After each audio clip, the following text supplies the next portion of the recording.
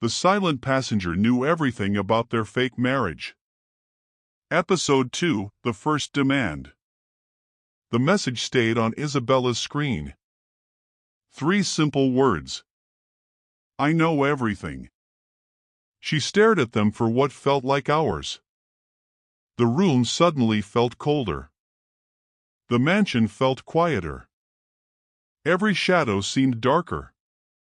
Because somewhere outside those walls, someone knew the truth. Not rumors. Not suspicions. Proof. Actual proof. The recording from the car. The confessions.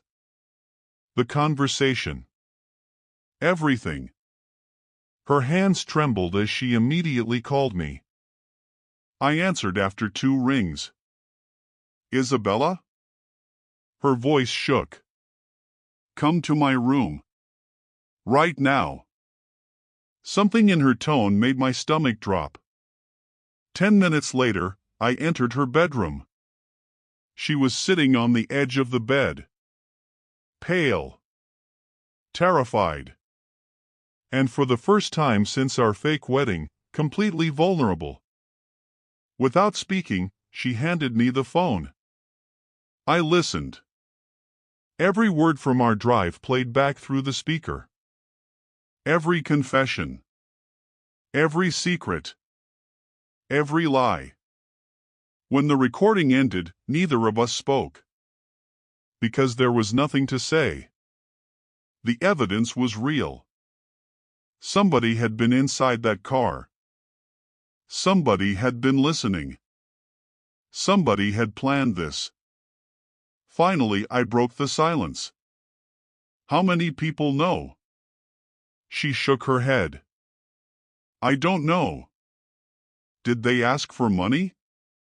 Not yet. The answer worried me even more.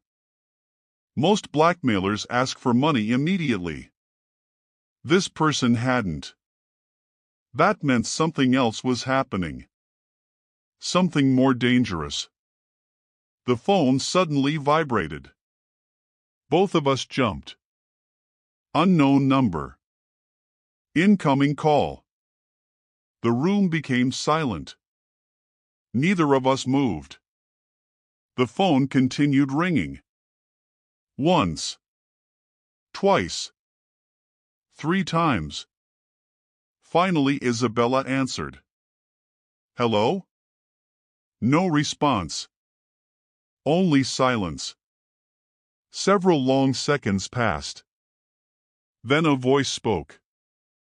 Distorted. Mechanical. Impossible to identify. I see you're enjoying the recording. A chill ran through my body. The caller laughed softly. Not a normal laugh. A calculated laugh. The kind that comes from someone who already has control. What do you want? Isabella demanded. Another pause. Then the voice replied. I want the truth. I exchanged a confused look with her. The truth? I asked. The caller continued. 3 years ago, you built a lie. You sold that lie to the public. You sold it to investors. You sold it to everyone. And now it's time to pay the bill. My heart pounded. The caller knew details. Specific details. This wasn't random. This person had done research. Extensive research. The voice continued. You have 48 hours. For what? Isabella asked. To follow instructions. And if we don't? The caller laughed again. The answer arrived instantly. Then everyone learns the truth. The call disconnected. Just like that. Gone. The room felt frozen. 48 hours. 2 days. That was all. The countdown had begun. The next morning felt unreal. For years our biggest concern had been protecting the image. Now the image was under attack. At breakfast neither of us touched our food. The anxiety was overwhelming. Every phone notification felt dangerous. Every email felt suspicious. Every stranger suddenly looked like a threat. Then something happened that made everything worse. A package arrived. No return address. No sender information. Only my name. The security team scanned it. Nothing dangerous. So I opened it. Inside was a small box. And inside the box was the recorder. The exact recorder from the car. Attached was a handwritten note. I'm watching. Nothing else. No fingerprints. No clues. No explanation. The blackmailer wanted us to know something. They were close. Very close. Close enough to leave gifts. Close enough to enter our lives whenever they wanted. That night, I couldn't sleep. My mind kept replaying the call. The voice. The threats. The recorder. Around midnight I walked through the mansion's empty hallways. The house felt haunted. Not by ghosts. By secrets. As I passed my office, I noticed light coming from under the door. I froze. I was certain I'd turned everything off. Slowly I pushed the door open. The room was empty. But the computer screen was on. One message filled the monitor. Stop looking for me. My blood ran cold. Someone had accessed the system. Someone had entered the house. Or perhaps someone had never left. For the first time, I considered a terrifying possibility. Maybe the silent passenger wasn't a stranger. Maybe they were someone we already knew. The next day we hired private investigators. The best money could buy. Former detectives. Cybersecurity experts. Surveillance specialists. Within hours they began searching. Phone records. Security footage.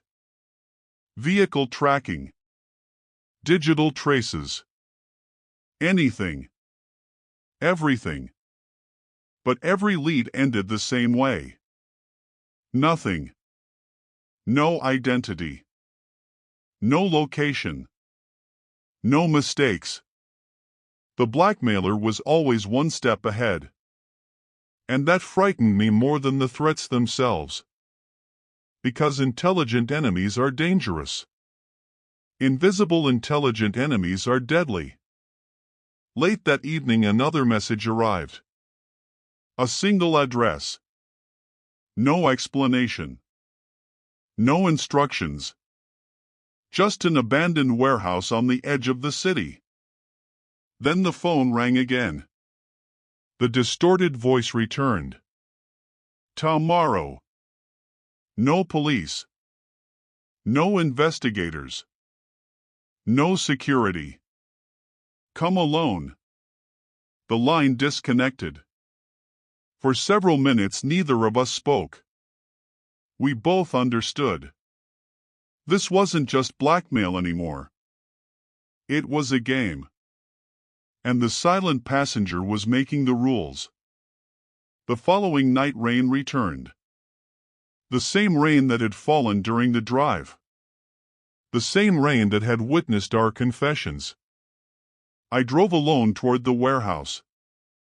Every street felt empty. Every shadow felt alive. The city slowly disappeared behind me. Industrial buildings replaced skyscrapers. Darkness replaced light. Finally, the warehouse appeared. Massive. Abandoned. Silent. I parked outside. My heartbeat thundered in my ears. The building looked deserted. Yet I knew someone was waiting. Watching. Preparing. Slowly I stepped inside. The enormous warehouse echoed with every footstep. The darkness felt endless.